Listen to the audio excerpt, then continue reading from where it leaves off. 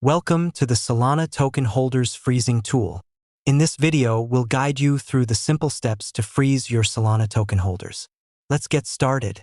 First, connect your Solana wallet. Click on the Connect Wallet button and follow the prompts to connect your wallet. This step is crucial as it allows the platform to access your wallet and verify your token holdings. Next, select the token for which you want to freeze holders. Click on the token address input field and choose your token from the drop-down list. Make sure you select the correct token, as this will determine which token holders will be frozen. Now, enter the list of wallet addresses you want to freeze, with each address on a new line. Ensure that all addresses are correct to avoid any errors. You can retrieve your token holders using the Snapshot Token Holders tool available on the platform. If you want the freezing transaction to process faster, enable the toggle switch for advanced options and set the priority fee as needed.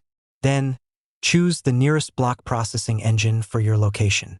This will route your transaction through Jito, ensuring greater speed and efficiency. Verify all the information to ensure accuracy.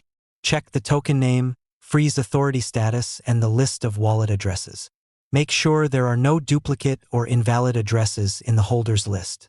Finally, click on the Confirm Freezing button to initiate the freezing process. Your wallet will prompt you to confirm the transaction. Carefully review the details, including the total fees and the amount of SOL required. Once you confirm the transaction, the process will begin.